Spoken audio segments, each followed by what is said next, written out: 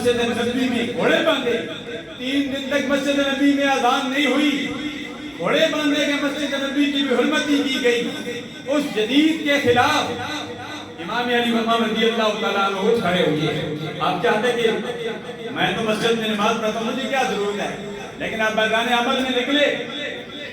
پڑھے لکھے حضرات موجود ہیں، جامعہ حقانیہ ظاہر العلوم کے فاضل علامہ حافظ محمد الیاس الحسنی کی بھی مجھے نظر آ رہے ہیں۔ اللہ تمہاری یہ خوبصورت انداز میں تقریر کرتے ہیں، ہر ایک کا اپنا اپنا انداز ہے۔ میں اختتام کی طرف جا رہا ہوں۔ اللہ تعالیٰ امام علی مقام رضی اللہ تعالیٰ عنہ استاد محرم کی گزر گیا، 8 کی گزر گیا، درند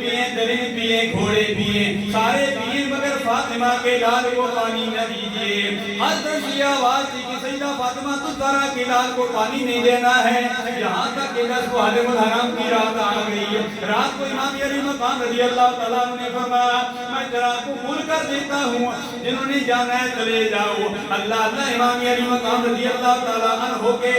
قافلے نے فرمایا، گھر والوں نے فرمایا جو ساتھ گئے ہوئے تھے، فرمایا ہماری جان جاتی ہے تو چلی جائے، آخر دم تک ہم آپ ہی کے ساتھ رہیں گے۔ فجر کا وقت ہو گیا، امام علی مقام رضی اللہ تعالیٰ عنہ نے فرمایا یزیدی ہم کو مارنے کے لیے، ہم کو شہید کرنے کے لیے تلے ہوئے ہیں۔ اے امام زین العابدین، امام زین العابدین نہیں بلکہ حضرت علی اکبر رضی اللہ تعالیٰ عنہ سے فرمایا اے میرے علی اکبر، اے 18 سال کے جوان بیٹے، جاؤ جا کے میدان کربلا کا نقشہ دیکھ کر آ جاؤ۔ اللہ امام علی اکبر گئے، میدان کربلا کا نقشہ دیکھا، میدان کربلا کا نقشہ دیکھنے کے بعد اپنے ابو حضور کے پاس آ جاتے ہیں۔ ابو حضور پوچھتے ہیں میرے بیٹے میدان کربلا میں آپ نے کیا دیکھا ہے؟ فرمایا میں نے میدان کربلا میں یہ دیکھا کہ ایک برقع پوش عورت میدان کربلا کو صاف کر رہی تھی۔ اللہ امام علی مقام رضی اللہ تعالیٰ عنہ کی آنکھوں میں آنسو آ گئے۔ فرمایا علی اکبر تجھے پتا نہیں ہے، فرمایا میری والدہ محترمہ حضرت سیدہ فاطمہ الزہرا ہے، میدان کربلا کو صاف کر رہی تھی، کنکر باہر پھینک رہی تھی، اس کو پتا تھا یا اور محمد نے لیٹنا ہے یا علی اکبر نے لیٹنا ہے، فرمایا کہیں ان کے زخموں میں کنکر نہ چبھ جائے۔ اللہ میدان کربلا کا نقشہ دیکھنے کے بعد امام علی مقام رضی اللہ تعالیٰ عنہ کے شہزادے علی اکبر نے اذان دی، اللہ اکبر اللہ اکبر، فجر کی نماز ادا کی گئی۔ ہمیں بھی یہ درس دیا، فرمایا مشکل سے مشکل وقت کیوں نہ آ جائے، فرمایا اے امت مسلمہ، اے میرے ماننے والوں، اے حسین کا نعرہ لگانے والوں کی ضرورت میں نماز کو نہیں چھوڑنا، یہاں تک کہ آپ نے تمام حجت کے لیے آخری خطبہ دیا، اے جو تمہیں پتا نہیں میں وہی حسین ہوں جس کے لیے میرے نانا جان سجدہ طویل کر دیا کرتے تھے، میں وہی حسین ہوں جس کے لیے میرے نانا جان نے فرمایا تھا الحسن والحسین سیدہ شباب اہل الجنہ، حسن اور حسین دونوں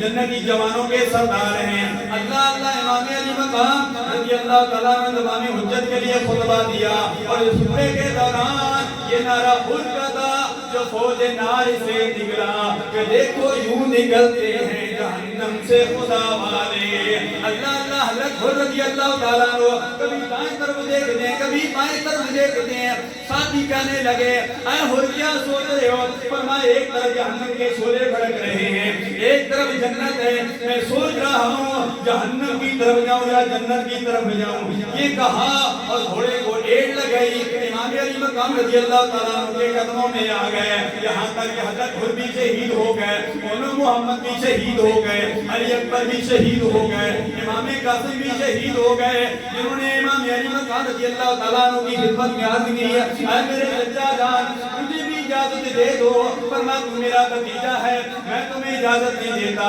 جب میں تمہیں دیکھتا ہوں مجھے امام حسن یاد آ جاتے ہیں، میری طبیعت خوش ہو جاتی ہے، مسرور ہو جاتی ہے، مجھے سکون مل جاتا ہے، تم بھی شہید ہو گیا میں امام حسن کو کیسے یاد کروں گا۔ اللہ سیدنا امام حسن کے شہزادے امام قاسم نے اپنے گلے سے تعویذ نکالا، فرمایا یہ تعویذ پڑھ لو، تعویذ کو کھولا گیا، لکھا ہوا تھا فرمایا اے امام قاسم اے میرے پیارے بیٹے ایک وقت آئے گا آپ کے چچا امام حسین کا مشکل وقت آئے گا، اگر مشکل وقت میں آپ نے اپنے چچا کا ساتھ نہ دیا تو کیا میں تمہیں نہیں معاف کروں گا۔